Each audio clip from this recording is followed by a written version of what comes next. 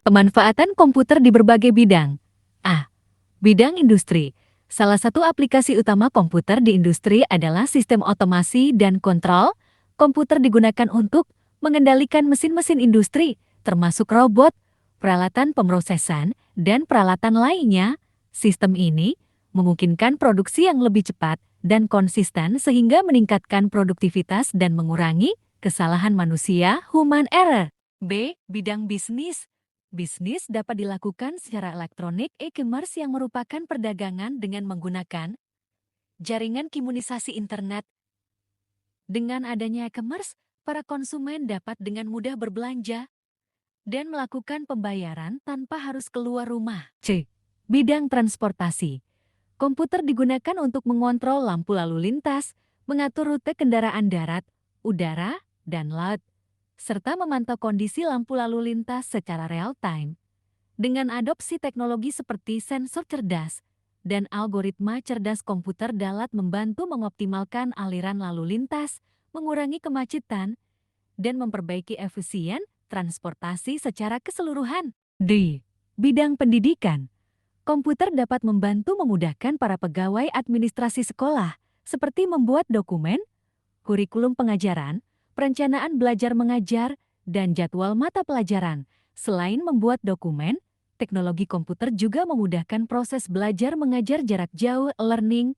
Dengan e-learning, guru dan siswa dapat melakukan proses pembelajaran meskipun tidak bertatap muka secara langsung di kelas. E. Bidang kesehatan. Sistem Electronic Health Records (HR) memungkinkan penyimpanan data pasien secara elektronik yang dapat diakses dengan mudah oleh tenaga medis terkait. Komputer juga digunakan untuk mendukung diagnosis dan perawatan medis melalui sistem pencitraan media seperti code scan, MRI, USG. If. Bidang perbankan.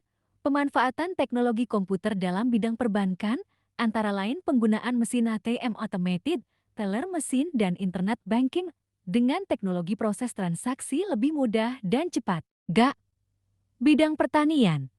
Buat Internet of Things, konsep komputasi tentang objek sehari-hari yang terhubung ke internet dan mampu mengidentifikasi diri ke perangkat lain. Contoh IoT pada bidang pertanian, yaitu pengecekan suhu, curah hujan, kelembapan, dan kecepatan air dengan menggunakan alat yang memiliki sensor. H. Bidang pemerintahan. Salah satu aplikasi utama di sektor pemerintahan adalah pengembangan e-government atau pemerintahan elektronik. Melalui e-government, berbagai layanan pemerintah dapat diakses secara online oleh warga negara, seperti pembayaran pajak, pengajuan izin, pendaftaran kependudukan, dan lain sebagainya. I. Bidang militer. Pada bidang militer, komputer digunakan untuk mengendalikan senjata atau peluru kendali. Selain itu, komputer digunakan untuk navigasi kapal laut dan kapal selam, simulasi formasi musuh, dan pengiriman sandi-sandi rahasia militer. Simulasi formasi musuh dapat memanfaatkan teknologi kecerdasan buatan atau artificial intelligence (AI) dengan lebih efektif dan tingkat keberhasilan yang tinggi.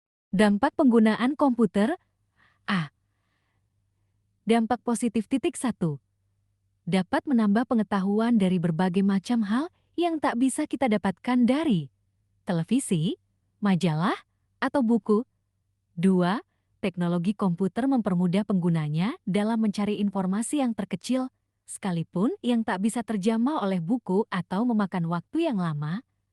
Dengan menggunakan komputer, apa yang kita inginkan dapat kita peroleh dengan cepat. 3. Dapat mempermudah penggunanya untuk menjalin komunikasi dengan teman-teman yang jauh dan juga bisa menyampaikan suatu berita yang cepat dan praktis tanpa harus menunggu beberapa hari. 4. Dengan teknologi komputer, kita bisa mengetahui berita-berita yang up-to-date setiap harinya, sehingga siapapun dapat mengakses berita dengan cepat. B. Dampak negatif. 1. Dapat disalahgunakan oleh para penggunanya untuk hal-hal yang tidak sesuai. 2. Dapat dijadikan tempat untuk memperoleh gambar-gambar yang tidak senonoh. 3. Dapat membuat seorang penggunanya menjadi kecanduan akan teknologi komputer. 4. Dapat menimbulkan hal-hal yang tidak diinginkan, seperti pemerasan dan pemalsuan identitas. Dampak media sosial. H. Dampak positif. 1.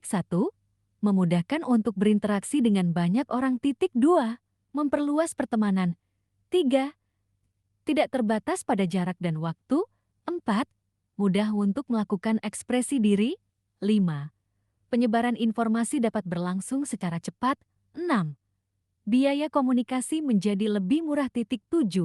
Sebagai media marketing sehingga mengembangkan bisnis online lebih mudah. B. Dampak negatif. 1. Anak dan remaja menjadi malas belajar komunikasi di dunia nyata. 2.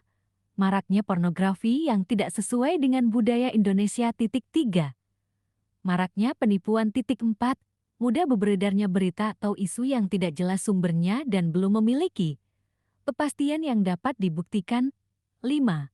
Remaja dan anak dengan mudahnya menggunakan bahasa yang tidak sopan atau tidak sesuai dengan normal dalam penggunaan media sosial. 6. Maraknya pelanggaran privasi. Informasi pribadi dan hukum privasi. 1. Informasi pribadi. Informasi pribadi sering digunakan bersamaan dengan informasi privat. Kedua jenis informasi ini merujuk pada jenis informasi yang sama, yaitu informasi yang bersifat pribadi atau sensitif. Terdapat perbedaan dalam penggunaan kedua istilah tersebut. Informasi pribadi biasanya mengacu pada informasi yang dapat digunakan untuk mengidentifikasi individu tertentu, sedangkan informasi privat lebih menekankan pada informasi yang bersifat pribadi atau rahasia bagi individu tersebut. Informasi pribadi bisa berupa nama lengkap, tempat tanggal lahir, alamat rumah, nomor telepon, dan lain sebagainya. Sedangkan informasi privat dapat berupa status pernikahan, riwayat medis, keuangan, informasi pekerjaan, dan riwayat pendidikan. 2. Hukum privasi. Hukum privasi adalah cabang hukum yang mengatur bagaimanapun informasi pribadi individu dikumpulkan, disimpan, digunakan, dan diungkapkan. Tujuan hukum privasi adalah untuk melindungi hak privasi individu dan mencegah penyalahgunaan informasi pribadi oleh pihak lain. Hukum privasi mencakup berbagai aspek, termasuk hak untuk mengetahui informasi apa yang dikumpulkan tentang seseorang, hak untuk mengontrol informasi tersebut, dan hak untuk mengetahui cara informasi tersebut digunakan. Adapun 3 aspek kunci privasi yang harus dijaga sebagai berikut. A. Kebebasan dari gangguan. Kebebasan ini adalah kebebasan bagi setiap manusia untuk sendiri tanpa diganggu oleh orang lain. B. Melindungi dan mengendalikan informasi tentang diri sendiri. K. Bebas dari pengawasan, diikuti, dilacak, diawasi, dan disadap. 3. Persetujuan yang diinformasikan. Persetujuan pengguna adalah prinsip penting dalam hukum privasi, di mana penggunaan harus memberikan persetujuan yang jelas dan informatif sebelum data pribadi mereka dikumpulkan, digunakan, atau diungkapkan. Misalnya, sebuah perusahaan menawarkan aplikasi gratis yang mengubah kursor peramban web menjadi karakter kartun. Jutaan orang menginstal program tersebut, tetapi kemudian penggunanya bersama dengan nomor identifikasi pengguna dan mengirimkannya ke perusahaan. Hal ini tentu saja melanggar privasi informasi. Masalah privasi informasi sering muncul dari berbagai sumber seperti berikut. A. Rekam medik kesehatan. B. Penyelidikan yang berkaitan dengan hukum dari kriminal. C. Transaksi dan institusi keuangan. D. Ciri biologis seperti materi genetik. E. Tempat tinggal dan informasi geografis. F. Pelanggaran privasi. G. Perilaku saat browsing di web. H. Riset akademik. Ke-1. Kebijakan untuk melindungi data pribadi. Sekian presentasi dari saya. Wassalamualaikum warahmatullahi wabarakatuh.